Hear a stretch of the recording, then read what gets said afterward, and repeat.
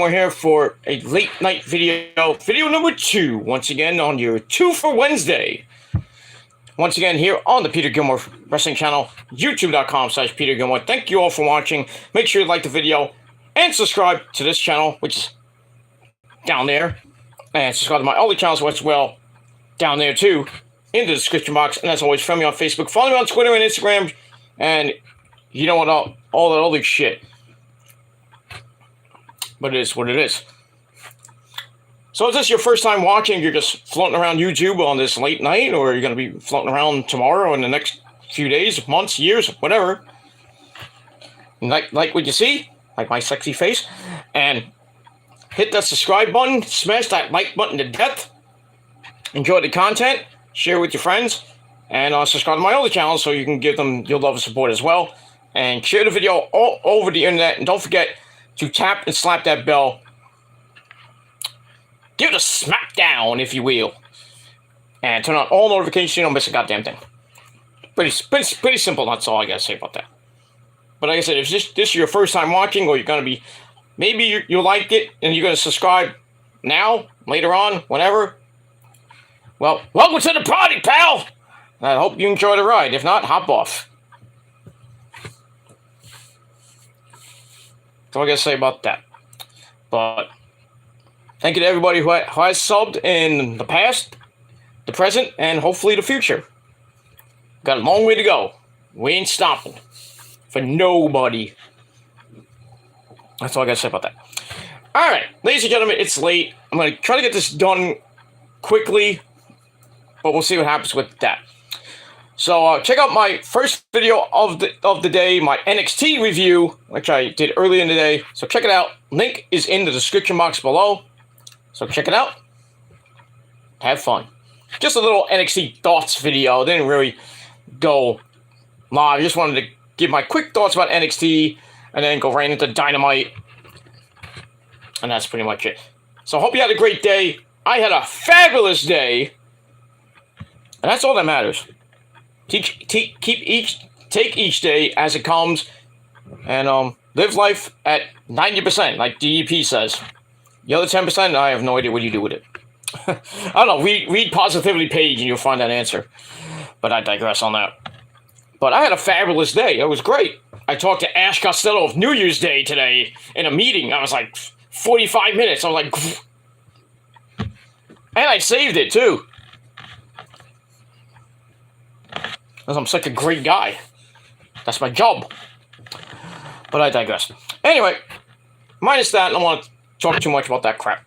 So, on this late Wednesday night, and you know what that fucking means, it is time for your late night AEW Dynamite review for November the 9th, 2022, or if you're watching on the replay, you're watching this on November the 10th, 2022, almost Veterans Day, which will be on Friday. Well, we'll talk about that Friday. But AEW tonight, where we are just over a week away from Full Gear, the final pay-per-view of the year for AEW, and we're really trying to set the gears, no pun intended, gears in motion. Get some of the more. We got more matches announced. A big women's match announced tonight, and we had in the main event a 2 out of 3 falls match between the Spanish God Sammy Guevara taking on our good buddy Bryan Danielson. Yes, and that's pretty much all I gotta say about that. But we'll get to that in a little bit. So, the chat room's open for anybody who's subscribed for 2 weeks or more. But, gonna come in and act like a baka, then get the baka out. If you know what I mean. Gonna act like a baka, then you're a baka. If you don't know what that means, look it up. But most of you do if you know Japanese. But that's what some of these people are. They're a bunch of bakas. Bakalas. That's Italian too. But I digress. Anyway, we'll move on. Don't want to go through that. So, let's begin your AEW review, and we're not going to go too long. Like I said, it's late, and I want to get this done and out of the way because I got things to do tomorrow. All right. So we are from the Agaris, or I keep saying Aganis. I thought it was Agaris Arena, so my bad. So we're at the Agaris Arena in Boston, Massachusetts. Hop, skip, and jump away from the TD Bank Center, where the Celtics play, and I think that other crappy hockey team. But it is what it is. So our commentary team, as always, on your Wednesday nights, the man behind the mask, Excalibur, Taz, Red Hook Brother, and the very evil, very legendary. He's legendary. He's my boy and yours. Well, he's not Adam Cole's boy, if you know what I mean. The legendary Tony Baloney Schiavone. He's a legend in his own mind, but he needs to stay away from Britt Baker, DMD, baby. For his sake. But I digress. Alright, so like I said, we're over a week away from Full Gear. We're getting the card almost finalized. We might have a couple matches left. I think we have 5, maybe 6 matches already announced. We got that. We got the world title match already announced between MJF and Moxley. We have a big women's match. We have actually 2 big women's matches announced, so that's 3. We have the Ring of Honor Fatal 4-Way title match with Jericho, Sammy Guevara, Claudio, and... Wait. It was Jericho, Guevara, and Bryan... Yeah.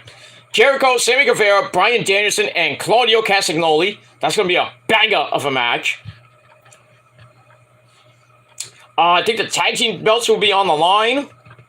So that's be number 4, I believe.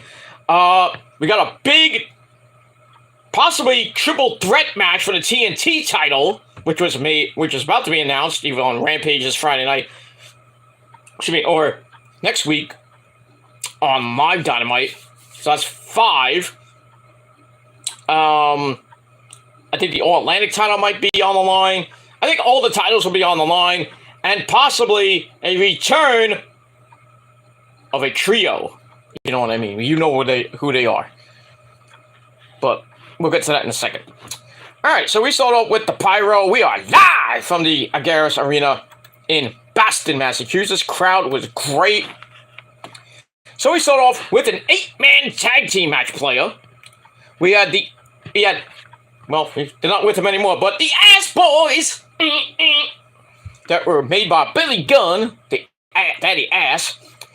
So they come out with Swerve in Our Glory, Keith Lee, and Swerve Strickland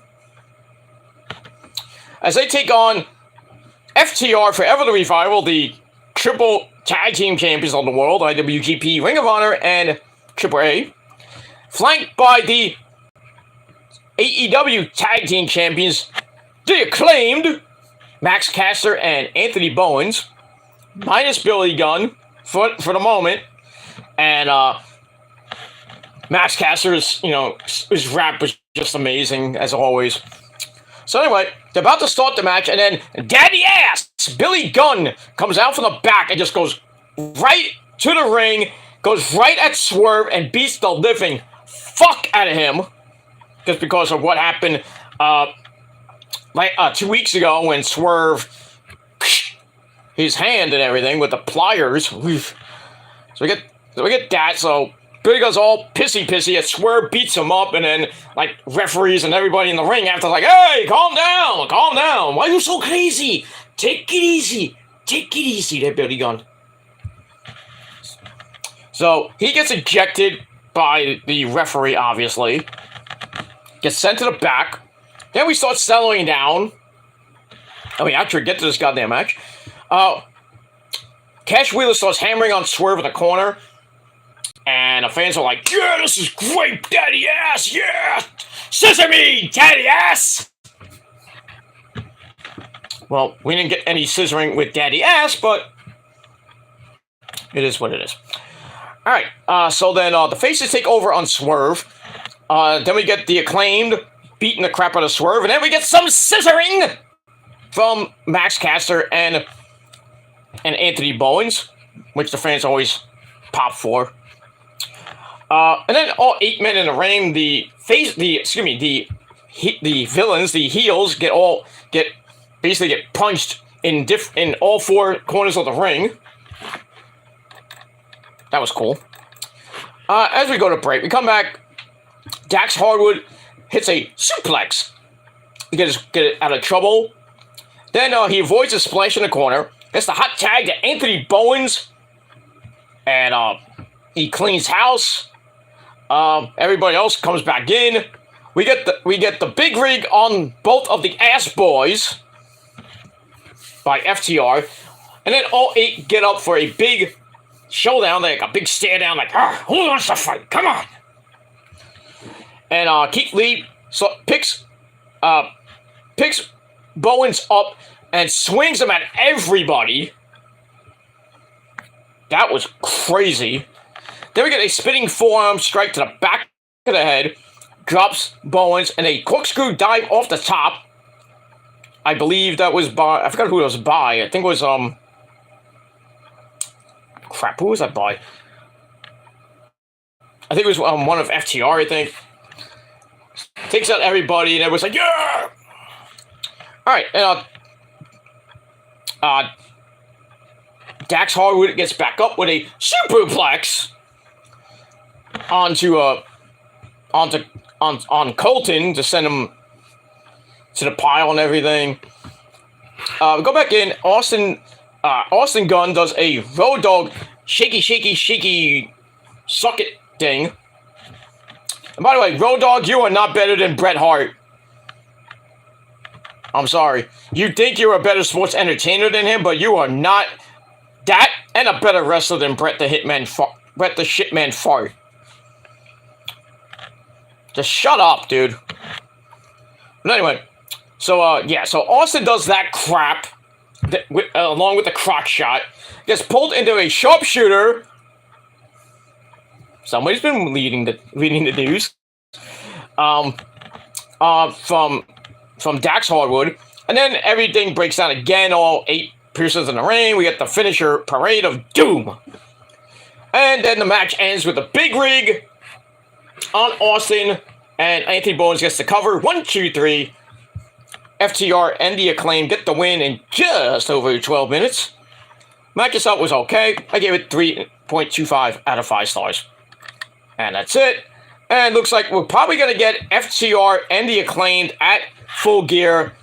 Maybe in a winner takes all match or just for the AEW tag team belts, and see if FTR can complete the I can't say trifecta. The circle of life, if you will, of the tag team belts.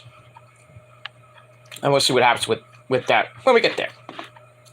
About a week away, so I would assume they're going to announce the match probably on Rampage this Friday night, which is taped. I believe it's taped this week. This is in Boston, so I believe they taped Rampage after tonight's event. But then again, we'll see. I know next week is live from the Prudential Center in New Jersey. We get all that. All right, we were supposed to hear from MJF, and we hear from MJF in a video promo. MJF was on the Pardon My Take podcast. So basically, he says, and this was a great promo. He says he's banged up from the beating that the firm gave him, not that the firm gave him. But his focus is still on Moxley at Full Gear because he's a generational talent. He's ready to face Moxley at whatever percent he's at. He's going to try to get to 110%. He's ready to face Moxley, who really impresses him because of everything he has done over the years. And after all those years of working for $15 for 15 people in the audience, after driving hundreds of miles, Moxley has become the #1 star in the world. But now the throne is up for the taking. It kind of feels like Cody almost. So Maxwell says, I've had other people take the spotlight from me throughout my career, from a neck tattoo, Cody reference, to Matt Hardy taking a fall, to a year of Chris Jericho, to a press conference. I mean, that was Blood and Guts. I believe the first Blood and Guts, I believe. to a press conference. He says, now I'm coming for the title because I'm MJF and I'm better than you. And just like me, you better know it. That's pretty much it. So this was a great promo, kind of a different style of promo. You never see a promo done on a podcast and shown on a TV show. Maybe you have seen it before. I think it's the first time I've seen it, but in any event, we get all that and a bag of chips. So I gave that 3.5 out of 5 stars. That's it. Then we go to probably one of the weirdest segments of the night. We get a video for Stokely Hathaway, for some odd reason, talking about how he thought he and MJF were friends back in the day, but now he'll do things however he pleases, and he says, Max, I'll see you in hell. Okay. Which level, though, there, Stokely? Which level of hell would you like to see him in? There's a lot of levels. I don't know which one you want to go to, but, you know, pick one. I have a special place for these Bakas in hell. The 669th level, which is very evil and very dangerous. But I digress. Anyway. Alright, so I get that. So I gave that 3 out of 5 stars. Alright, then we go back to the arena in Boston with a Full Gear Contenders match, first round match, in the left side of the bracket. So we had All Ego Ethan Page taking on the Maniac Eddie Kingston, Stokely Hathaway, and Ortiz, the crazy monkey himself, are there. Where he didn't get involved much. Just stood there. What's a meh match? Nothing great. I was hoping Eddie would win, and then the winner of this faces Roosh or Bandito next week on Dynamite. That's going to be a pretty damn banger of a match. Even Roosh and Bandito on Rampage this Friday night is going to be a banger of a match. Can't wait for that. So anyway, so also with Ethan Page bailing into the corner to start, comes right back with a middle rope shoulder block. So, but Eddie goes to the floor with a shoulder off the apron, and then he starts stomping on Ethan Page on the floor. They get back in. Eddie snaps off a beautiful butterfly suplex, but gets taken to the floor for a suplex from Ethan Page for his trouble. As we go to break, we come back with both of them slugging it out from their knees. And then Eddie locks in the stretch plum, but Stokely offers a distraction as Ethan Page was tapping, but the referee didn't see it. They get back up. Ethan Page kicks Kingston in the head. And then Eddie's like, ah! You know, gets all mad and everything because you know how Eddie is. Needs to go. I think he maybe needs to go to my anger management class. But I digress. Anyway. So Eddie goes up top. He gets caught. And then Ethan Page like slaps him around a little bit. Then he picks him up and hits a super Razor's Edge. Chico. Reza Lomo. Chico. Hits that. That was sick.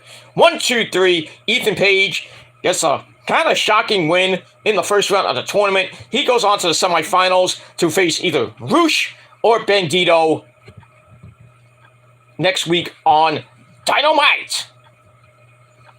So we'll see what happens. I'd like to see I guess since Ethan Page won, I would assume Bandito is going to win on Friday night against his arch nemesis from Ring of Honor in Mexico. That's Roosh. And we'll see what happens with that. And then we'll worry about the right side of the bracket. We got Absolute Ricky Starks and Lance Archer. And in the other right side bracket match, we got Brian Cage and Dante Martin.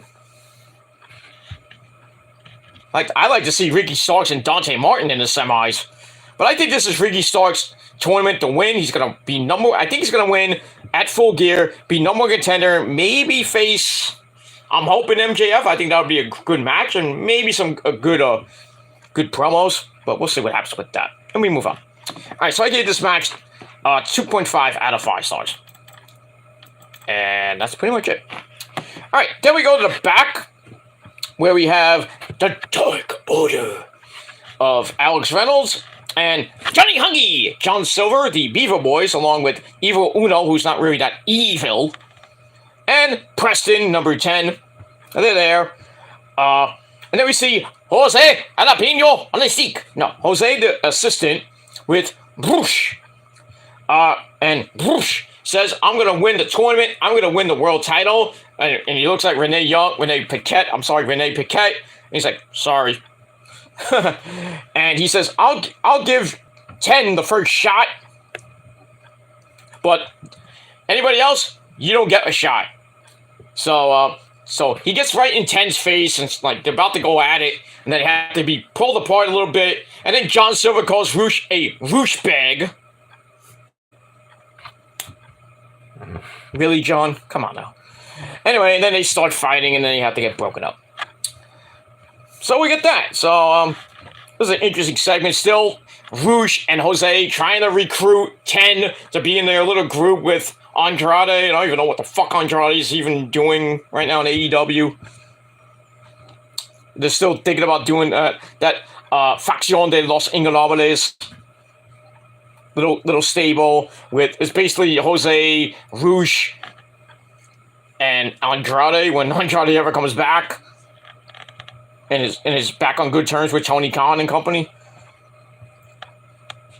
But, you know, Dragon Lee's not there because I kicked him out. Oh, well, we'll see what happens with that. So I gave that 3 out of 5 stars. Then we get Ari Daivari and his butler. I don't even know. What's his name? What's that douchebag butler's name? It's not Benson. That's a good show, by the way, back in the day. Benson with Robert Guillaume. That's showing my age. God damn it. Back in my day, I remember Benson and a whole ton of 80s shows. Some good shows, like Laverne and Shirley, Happy Days, even the Jeffersons. We're moving on up! Okay, I'm not gonna sing. Judy's. Okay, stop it. Stop it! Then we had Different Strokes. Just some quick shows back in the 80s. Probably the best decade ever. And if you don't like the 80s, well, fuck you. Whatever decade you lived in sucked. Mostly half the 90s. But I digress. Anyway, so we got Ari Daivari with his butler. He wants to offer some money to Wardlow for a TNT title shot. I think you're going to need a whole lot more money than that, dude. But anyway, the big beefy man himself, the TNT champion, Wardlow, comes out with his good buddy Samoa Joe, the Ring of Honor television champion. And basically, this was a under 2-minute suck fest. So if you want to go to the bathroom, you might have had time to go to the bathroom, take a piss, maybe a shit, come back, this match was over.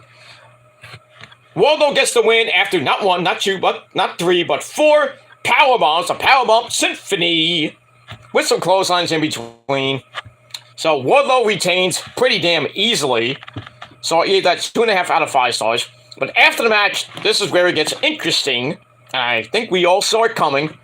Wardlow grabs the mic right away. He says, "Powerhouse Hobbs, get your fucking ass out here." So on cue, Will Hobbs comes out. He says, "Oh, you finally came out from the entranceway. You didn't have to come and hit me from behind 3 weeks in a row." And then Will Hobbs like signaling for the title. And then Wardlow's like, "Well, it's like, I'm the man around here. I'm going to win every title here in AEW. And you forget Joe is behind you. And they were teasing that, that Joe and Wardlow were going to probably break up or fight. And that's what happened as Samoa Joe does the heinous act and takes the Ring of Honor television title and decks Wardlow in the back of the head. Then he picks him up and locks him in the Coquina clutch. Puts him to sleep. Then he glares at Will Hobbs. And that's pretty much it. So it looks like we're going to unify the titles between the Ring of Honor television title and the TNT title, which makes no sense to me. Why would you unify it? You're going to have Ring of Honor without a TV title? You don't even have a TV network? That makes no sense to me. I would just have Wardlow versus Hobbs versus Joe for the TNT title. Leave the Ring of Honor title till Final Battle. That's what I would do, but, you know, I'm just a schmuck from Brooklyn. What do I know about booking? Hey, I can book better than Triple H. I can book better than Tony Khan, man. But, I mean, really, if you unify the belts, then, and whoever wins, kind of makes no sense in a way, but I don't know. I don't know what's going on here. What the fuck's going on? I don't know. I really don't know what they're gonna do with this match. I know it's gonna be a triple threat, but it's gonna be for the TNT title, or it's gonna be winner takes all. I guess we'll find out either on Rampage, on Friday night, or next week on the program. But we'll move on. So we get that. So I knew War Joe wasn't gonna last that long. Lasted like a couple weeks, and then goodbye. And that's it. All right. Then we hear from the Native Beast, Nyla Rose, who actually they actually had a video from 2019 where she fought Paige's mom in Brooklyn, New York. 2019 match. Whoa, I was there too. That match was a banger. They went into the crowd. Nyla Rose got thrown out the door. That was good shit. But I digress. So we see that. So Nyla Rose is ready to officially take the TBS title back. Well, you never won it, but she's ready to take the TBS title at Full Gear against 40-0 Jade Cargill. And we'll hear from Jade a little bit later. And we'll move on from there. Alright, then we go to the women's segment of the night. Probably the segment of the night. We had Tony Baloney in the ring, and who's he bring out first? His best friend. That is Dr. Britt Baker, DMD, baby. So she comes out looking fabulous as always. Sorry, my computer went off for a second. Let me just get back to my notes. Hate when that happens. Where are we? There we go. Okay. All right. So excuse me. Britt Baker comes out first, and then Paige comes out next. Big reaction in Boston. So they're gonna have a face-to-face chat.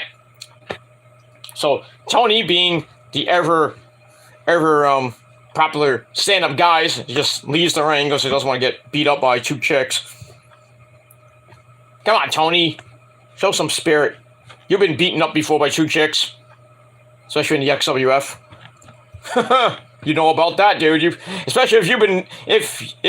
Well, most of you don't know. If you followed the XWF back in the day, Tony Baloney always got beat up by me. I always dissed him, too. I'm like, damn it, Tony, stop looking at my wife, you fucking whore. I mean, come on, my wife, Maria Brink at the time, and then Valerie Scott, who was known as Rosemary. Both hot fucking ladies back in the XWO days. I miss that federation, but it's run by fucking pedophiles, so I don't care anymore about that fed. And I beat both of those guys too in that fucking fed. One guy I beat 4 straight times. He still can't get over it. Right there, Vinnie Lane.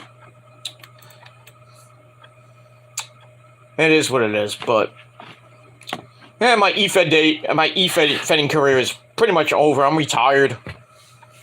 I don't need to deal with the E-Fed wrestling community anymore.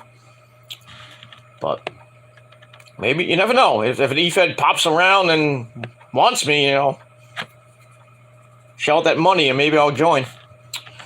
But anyway, so they get in the ring. They have one hell of a fucking promo off. So Tony asks, well, Saraya gets on the mic. Tony wasn't there. Saraya gets on the mic, and she's like, let's get to the point. I did talk to my doctors, and unfortunately for you, Britt, unfortunately, got some bad news. And Paige says, I am clear to return to the ring, and officially, this is my house. So Paige is set to compete. Oh, it's all good. So no. So Britt starts mocking her for being a superstar. Ooh. And coming to basically her place of work that she built from the ground up. And he's like, I don't remember you laying a single brick in this women's division. But now I get it. You're walking into my house now. And she tells Saraya, we don't take walk-ins, so bitch, make an appointment. Ooh, there's some fat words. So Saraya comes back and cuts one hell of a epic, freaking passionate promo. Talks about how long she's been in the business and how she wrestled at the Madison Square Garden, the O2 Arena in London, the Tokyo Dome. I don't remember that. Oh, I think it was at NXT Made in Japan, that Japanese NXT takeover pay-per-view. I think that was that one. But in any case, she says that Britt, you've had everything handed to you by Tony Khan and everything. She mentions her, says I've been publicly humiliated. Publicly humiliated. We all know that with the sex tape and all that shit with Xavier Woods and what's his name? Can't think of the other guy's name. That guy. No, they had that triple threat match in the bedroom, if you know what I mean. So I had that. Then she talks about her drug addiction, which was made public, and she was humiliated publicly for that. Thank you, Alberto Del Rio. So we got that. He's like, I know what it takes to wrestle, stuff like that. Really passionate promo. I worked in the UK for free. Wrestled the same day I was hit by a car. I know what it takes to be a superstar. Mentioning I've been in MSG, O2, and Tokyo. So Britt's like, oh shit, I'm getting owned here. Then she says, Britt, you don't know what it's like to be publicly humiliated, stuff like that, like I mentioned before. Then she says, at Full Gear, it's me versus you. And everyone's like, yes! I think Paige is going to be a little bit, have some ring rust because she hasn't had a match since 2015. So we got that. So she leaves, she flips the mic off, and then Britt tries to jump her from behind. That don't work, as Paige hits her in the gut, and then she hits the Rampage, and lays Britt out.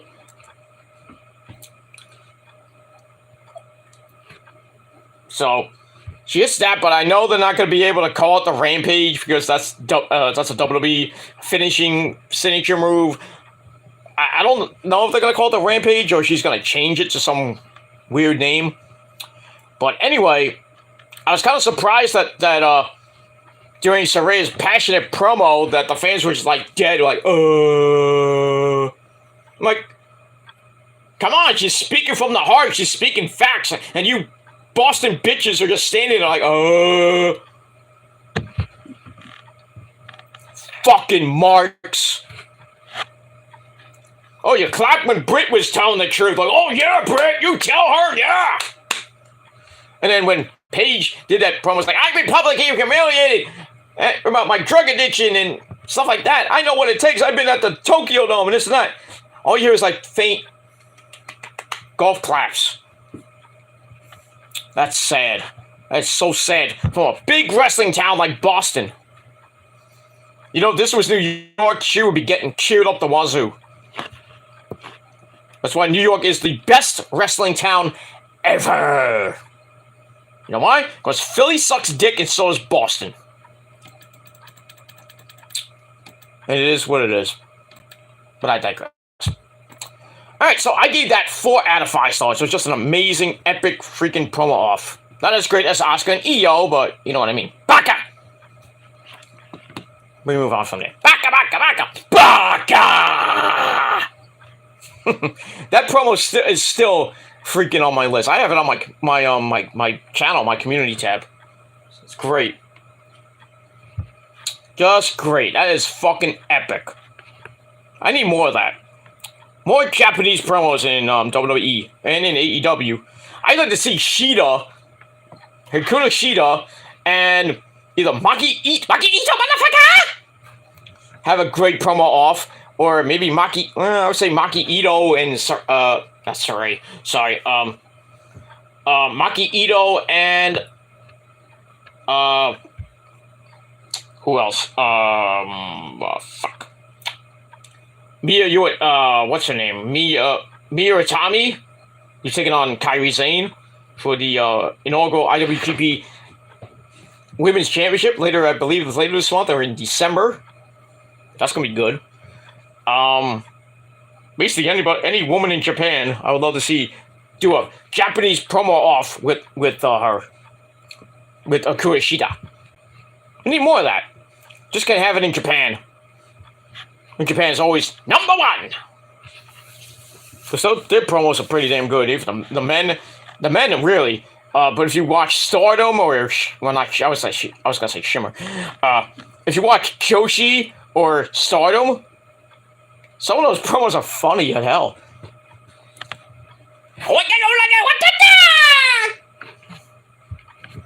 Sushi!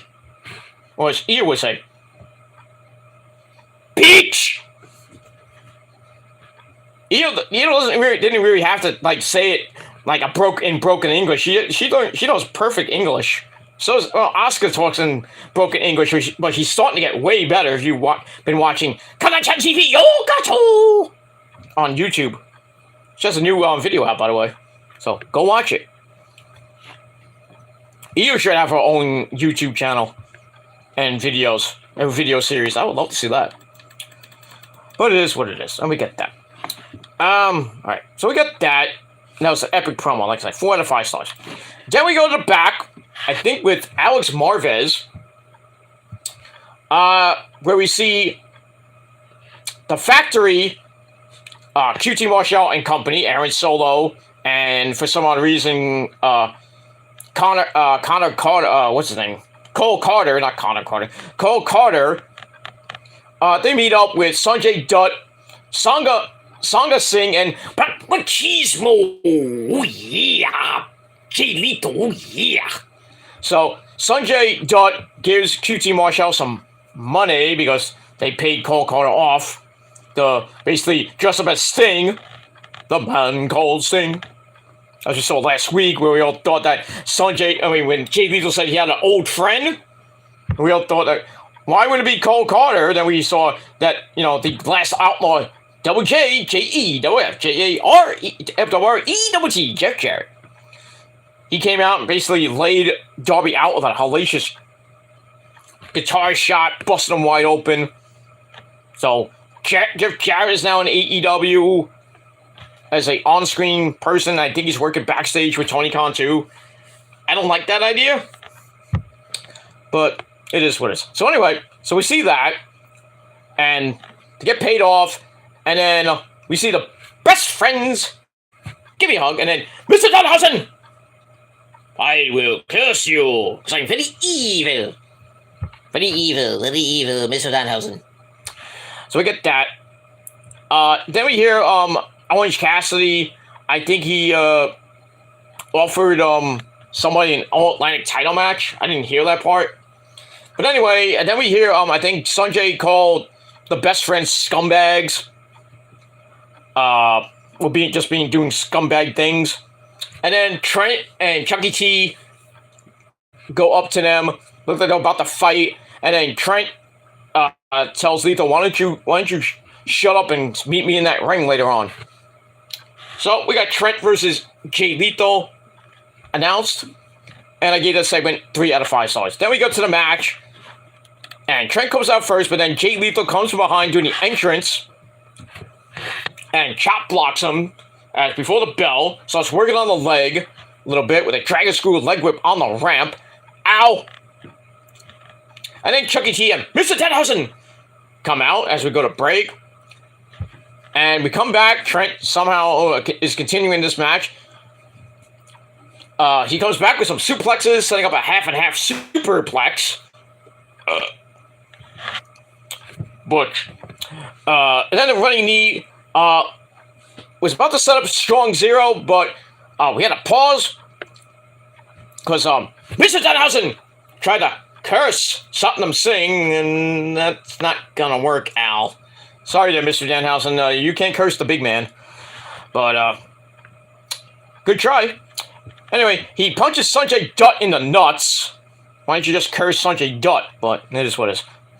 Anyway, so that led Trent to jump the big 7'5" giant, and that distraction led Lethal to pick him up and like do a flapjack right into the Lethal injection, the Dynamite Kata! Bang!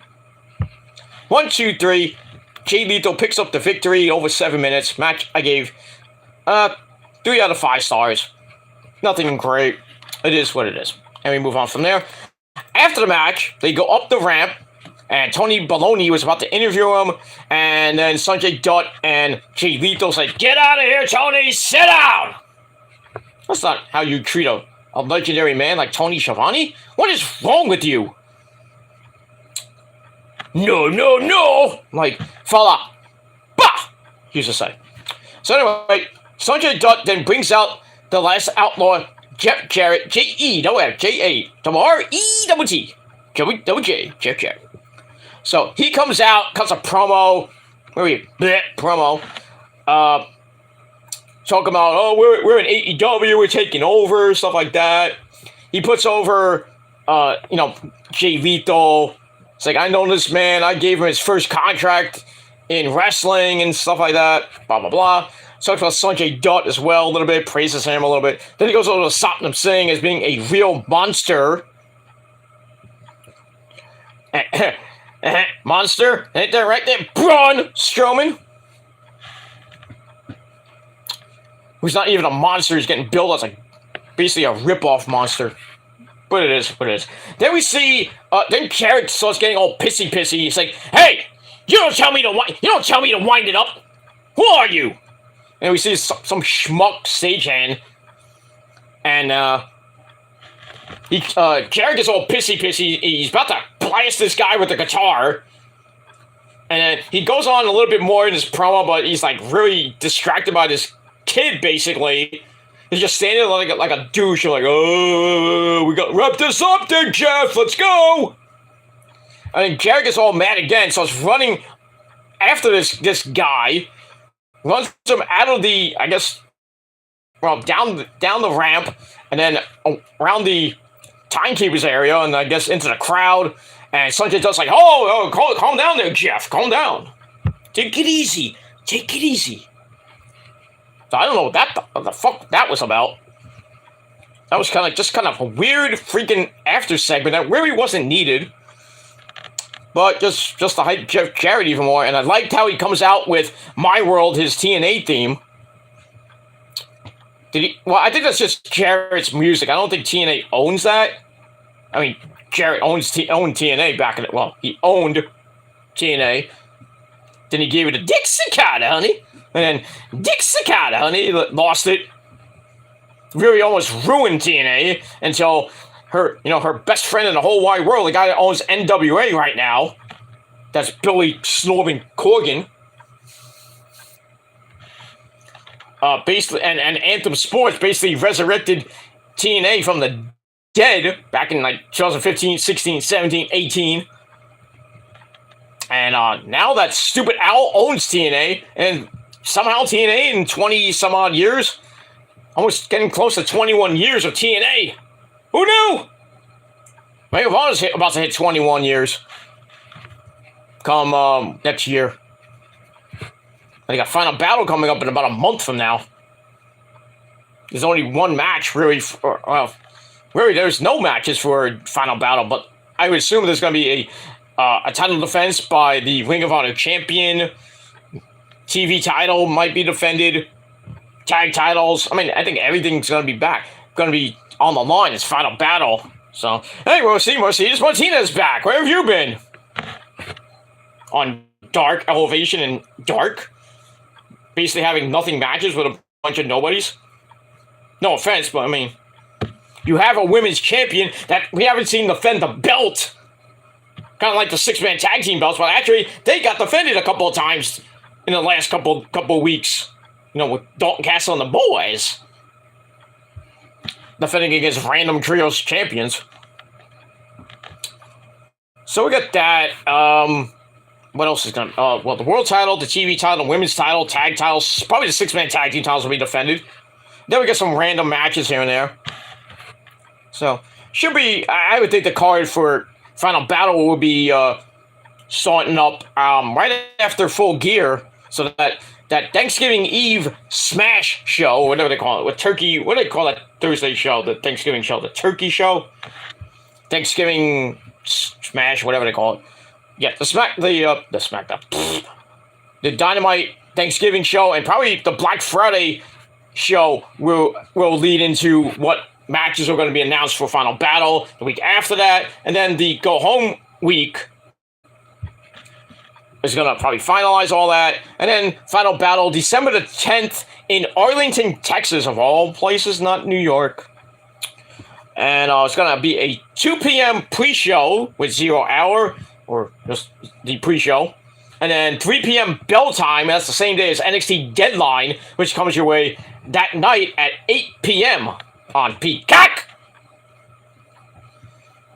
So that's going to be a long day for watch-alongs, if people are going to be doing watch-alongs for both shows. I don't know if I'm going to do both reviews that night. I might just do Ring of Honor, probably late Saturday night, or maybe I might do Ring of Honor right before Deadline, and then do Deadline on that Sunday, the 11th. But we'll see what happens. Depends how I feel and everything. But we move on from there. All right. So yeah, that Jeff Jarrett segment was just ridiculously stupid. And we move on. Then we go to back with Renee Young and her guest, Jungle Man Jack Perry. He's not a boy no more. He's a man. But he doesn't have a beard. He's 40. I'm 40. I'm a man. Got a beard. Pretty much. But he's just a man. He's banging Anna Jay, so he's lucky, man. So anyway, Jungle Boy Jack wants to end the feud with Luchasaurus and Christian Cage. So he makes a challenge for a match on Rampage this Friday night against Luchasaurus. I hope he wins and goes on to bigger and better things. Maybe an All-Atlantic title shot against Orange Cassidy, whoever holds that belt. We'll see. I'd like to see that. So I gave that 3 out of 5 stars. Alright, then we get a promo from the AEW World Heavyweight Champion, Jon Moxley, who comes out with Regal! Regal! War game, sunshine! So, the AEW brings out the righty, the vile thing! Hey, Vaughn? Rick Vaughn? Yeah, I think he's due. I only got one thing to say to you, Vaughn. Strike this motherfucker out! I love just quoting Major League. It's a great movie. Oh, God, not this song again!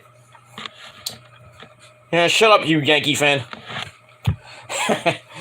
But I digress. Anyway, so Moxley comes out with Regal. They're in the ring. Moxley talks about the first time he met Mr. Regal back when he was a little wee lad, 25 years old. Wanted to be just like Mr. Regal. And he tried to pick a fight with Regal, and the beating was not so good, Al. Moxley got all mad, need Regal's ear off his head. Eee. And that was enough for Regal to take Moxley under his wing. Was that in CZW or in FCW/NXT?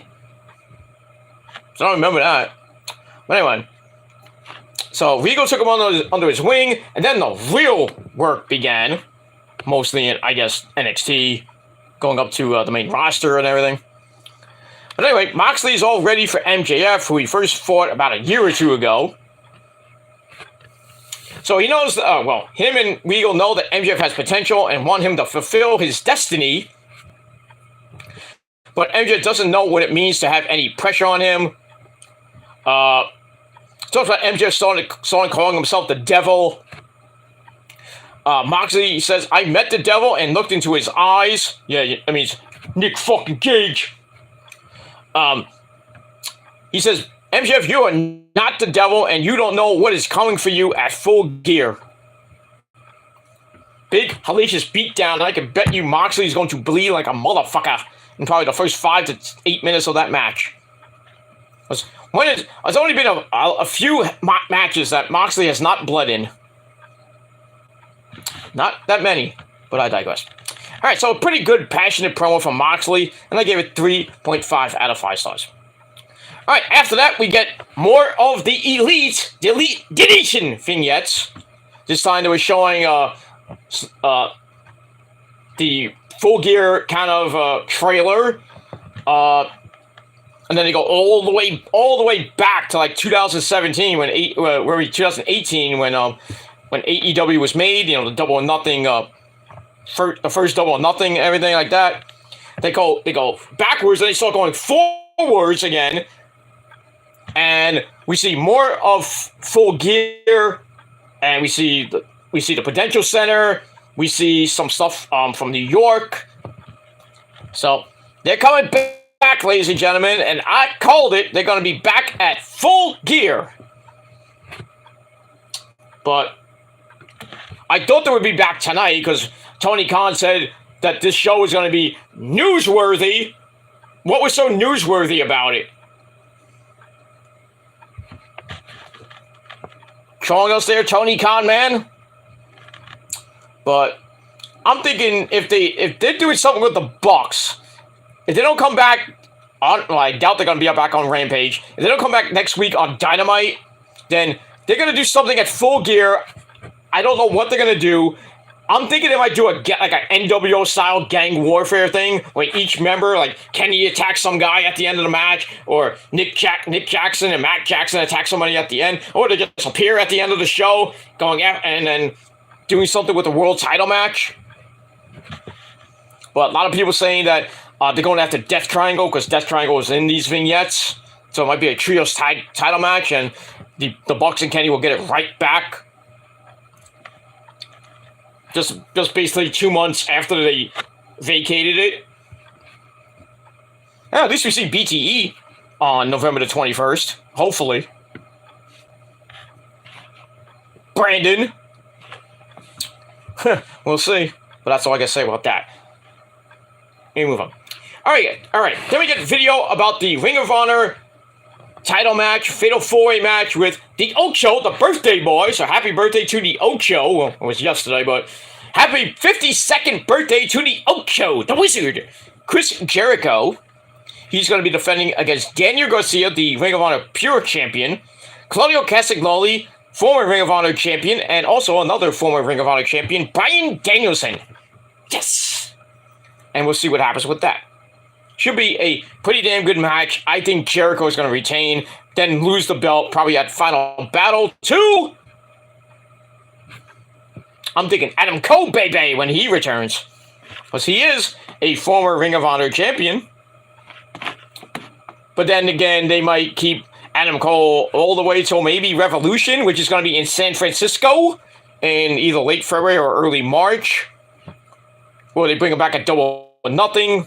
And I think that's going to be in Vegas. And I don't know when Double or Nothing 5 is going to be. I think that's number 5. It's number 5, I believe. Once we got Full Gear 4 coming up. But we'll see what happens with that when we get there. But we got a video about that. It was pretty damn good. Alright, then we go to the 9:30 death slot for the women. Just about at 9:30. We have Sky Blue taking on the lovely, hot Jamie Hayter, who comes out with Reba, Rebel, don't call her Reba, and Dr. Britt Baker, DMD, baby. So Sky Blue then comes out with her backup insurance policy, the AEW Women's Champion, Toni Storm. So this match was kind of, I thought it was going to last a little bit less than under 7 minutes, but they go right to the floor to start. Sky Blue gets a shot to the face, to Jamie Hayter's face. Britt Baker offers a distraction, which lets Jamie grab a backbreaker into a suplex. Ow. As we go to break, we come back. Sky Blue hits an enziguri into the code red for a near fall, but Jamie Hayter shrugs that off, grabs the Rainmaker like Okada. Doesn't do it as great as Okada. And why, when she hits that move, why don't you do the pullback from the Okada pullback? We just get that for, the best friends hug and everything, and then Okada just gets it when we see Okada in Japan, really? Come on! Can't do Okada like that. But anyway, we move on from there. So Jamie Hayter gets the win, pretty easy win, in just under 7 minutes. And the match I gave 2.5 out of 5 stars. After the match, Jamie Hayter does some more stomping on Sky Blue, and then Toni Storm comes in and chases Jamie Hayter off. And there you go. So just more hype for Jamie Hayter and Toni Storm for the AEW Women's Championship at Full Gear. I hope Jamie Hayter wins the belt. I don't know when, if and when Thunder Rosa might come back to unify that belt, but if not, I think if she doesn't come back at Revolution, take that fucking interim title off. Just call it the AEW Women's Championship. That interim title, name of the title is stupid. If you have the interim title for 3-4 months, it's not an interim title. I'm just saying. It makes no freaking sense. But I digress. We'll move on from that. Alright, then we go quickly to the back. We have some commotion in the back. We have Alex Marvez in the back. It's like, well, come here, we got some action over here. And then we see Ricky Starks getting the crap bit out of him by the Murder Hawk monster, Lance Archer. Like, throws his head into the gate. The backstage gate and everything. Basically kind of hyping their match on Friday night in the first round. I think Ricky Starks is going to beat this guy. When has Lance Archer won a match? It was like last year he won a match? Safe to say, from a guy that used to be in a great tag team back in the day. I think that was I could be wrong on this. Well, he was a monster, no pun intended, in Japan. Everybody dies! I think he was in a tag team with Davey Boy Smith Jr. They won the not GCW, it was GCH tag team belts. Some Japanese promotion, I forget the name of it. But they were like a beast of a tag team. But, he comes to AEW. He had some feuds with Eddie Kingston, and then after that, it kind of fell flat. And he had that only like one good match with Moxley. That was in Japan. The first one in Japan, that was sick, where he won the U.S. title. And then the second one where he lost to the Moxley in that Texas death match. And then basically after that, he had a couple of matches and landed on his goddamn head and almost broke his neck and almost ended his career. And he was out for a very long time.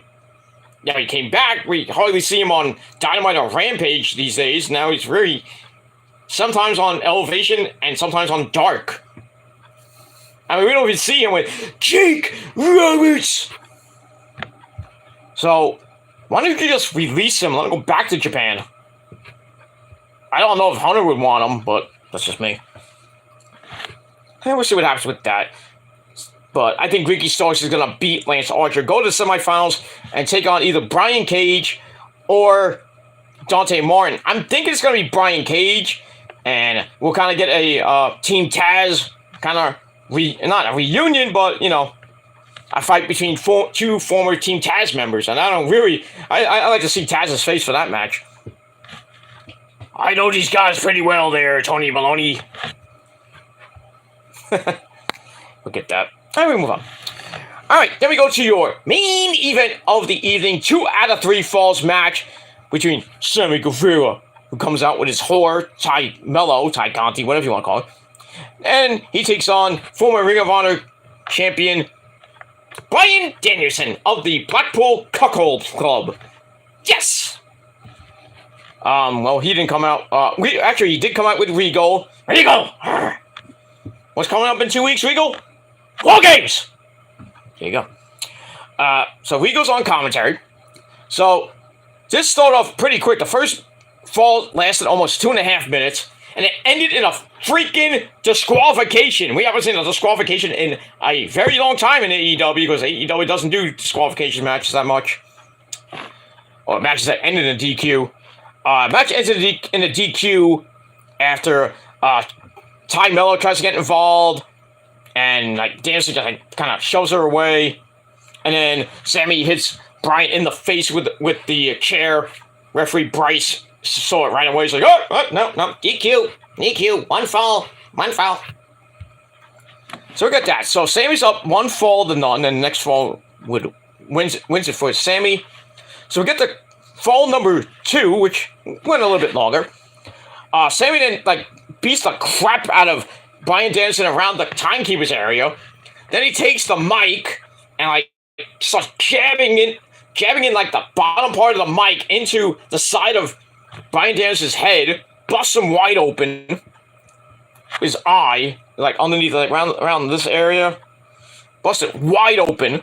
Kind of reminded me of Murashima back in the Ring of Honor 2006 when he fucked Danielson's eye up. Whew, that was crazy sick. But I digress. So it's all bloody. We got blood, motherfuckers. Sammy looks all cocky. He's like, yeah, I'm gonna sweep this match. So Sammy hits a beautiful, sick-looking go to hell, and he gets the win to tie it up at 1 apiece. About 5 minutes later of the official match. So Danielson gets a few shots in. Sammy jumps the ropes, slipped a little bit, so not a total botch. So Danielson comes right back, knocks him down, goes for the swan dive, missed completely. No water in the pool for you, sir. Sammy then slaps on the crossface. But Danielson makes the ropes to break the hold. As we go to break, we come back. Ty Conti tried to get involved, but Bryce caught her and said, "You are out of here. Get out of here, you whore." And Danielson ties him up in the tree of whoa for the yes kicks of doom. Sammy gets out of that, hits a hard running knee to knock Danielson to the floor. Then a shooting star press takes Bryan down in a heap on the outside. Pretty good. Becomes right back with a bell lock. Goes for it. Tries to get it locked on, but that gets counted into the walls of Jericho. Who taught him that move? And Danielson slips out, knees Sammy in the head. Then he does the anvil things, stuff like that. He locks Sammy into the bell lock, starts cranking on that. Sammy's not giving up, and then Bryan's like, okay, you're not going to give up? Then he transitions the bell lock into the bell lock rings of Saturn, and Sammy basically, he didn't tap, he just passed out. So Bryan Danielson gets the win in the 2 out of 3 falls match, 2 falls to 1. Total match time, 20.5 minutes. Pretty damn good finish for the match. And the entire match was pretty damn good too, so I give it 3.5 out of 5 stars. After the match, looked like Danielson was like, basically almost looked like he had a concussion. Because he was like grabbing his eye like this. I think he has a legit eye injury maybe, I don't know. But then he gets up, he's celebrating like nothing happened. And that's pretty much it. Alright, so that ends your AEW Dynamite review for your Wednesday night. And it was a pretty good show, I thought. So I gave it 7.5 out of 10 stars for the night. I hope it does over 1 million. There's nothing going against it besides basketball, maybe hockey. So, no baseball anymore. And that's pretty much it. With the speaking of baseball, the hot stove is starting to get hot, red hot. They were talking about the GOAT, DeGrom, possibly going to Atlanta, maybe going to the Rangers because they're looking for pitching. Mets are not going for a fourth year, so they're maybe just going to give DeGrom a 3-year deal. They really don't want to give him a fourth year, unless if the other teams give him a fourth or fifth year. I'm like, I have a bad feeling that DeGrom's going to go to Atlanta. Not going to be good. So we might lose the best pitcher in the world on our team, and then we just got Scherzer, which is our second best pitcher in the league. That would suck. Then we might make a run for Ohtani. If we lose DeGrom, I'd go for Ohtani. I wouldn't really want to go after Carlos Rondon. But it looks like Chris Bassitt's about to come back. He might get a 4-year deal. Nimmo is probably going to Colorado. They offered him like 5 years, I think. So it's gonna suck to see, Nimmo in that dead air in Colorado. Not that it's gonna help that team, but we'll see what happens with that. I mean, the hot stove is starting. The Dominican League and the Puerto Rican League is just about to start too for the winter, and the GM meetings are about to begin in a couple weeks, right after Thanksgiving. So baseball is over, but it's starting to get red hot with the hot stove. Free agency period is about to start on Thursday, officially at 5 p.m., I believe. And we'll see what happens with that. So, going to be a great late fall and winter going into 2023 with sports. And before you know it, baseball is going to come back. That's going to make me very happy. See the Mets hopefully get some redemption for this past season, like they did in 2021. At least the Yankees didn't get anywhere else. Of course, still, the Bronx is the cleanest borough of New York. And there will always be the Houston Astros bitch. As long as Altuve is still on that team, and they got those weapons there on that team, there's no way the Yankees are ever going to get that monkey off their back when they get to the American League Championship Series.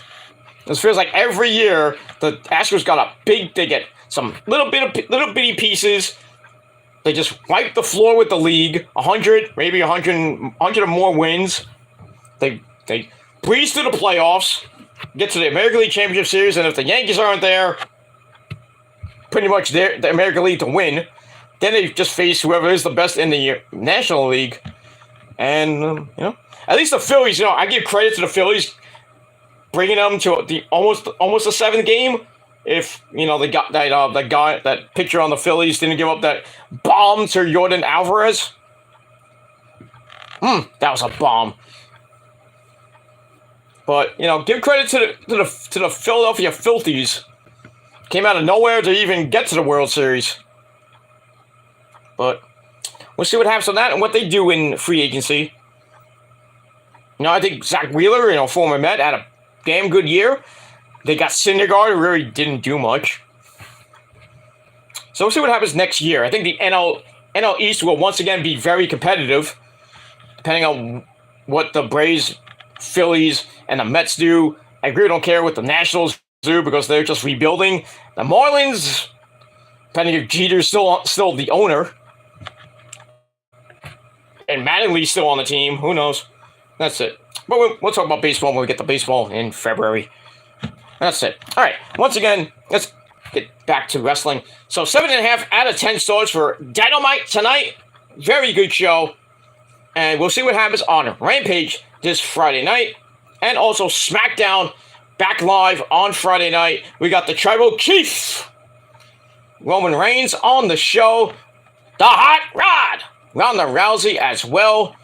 And we got the rest of the Bloodline. Sammy is going to be there. And the Usos taking on the New Day for the Unified Tag Team Championship.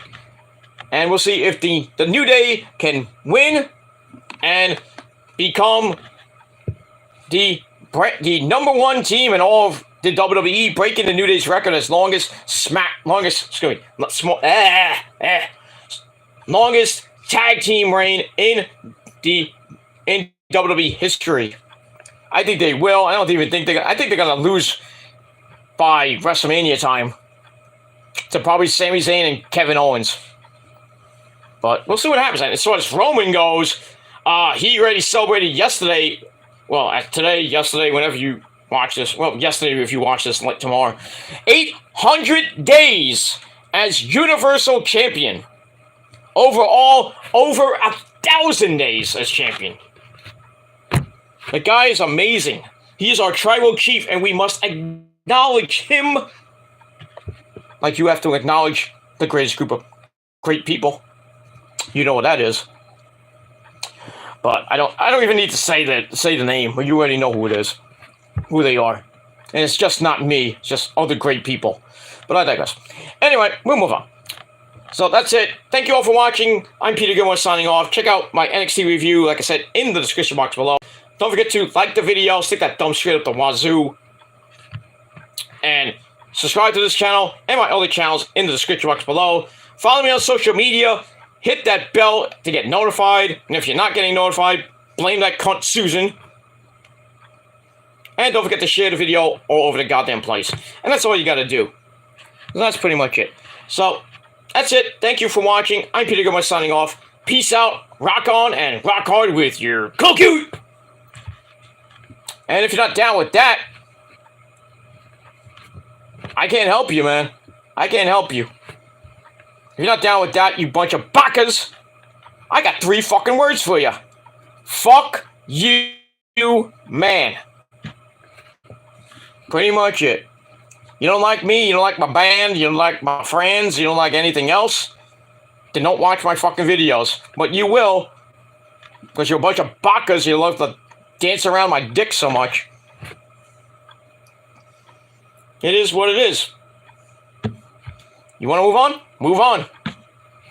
Just keep my name out of your mouth. I'll keep your name out of my mouth. I'll keep your names out of my mouth as long as you do the same. But if not, then that's on you, not on me. Just saying. Just saying.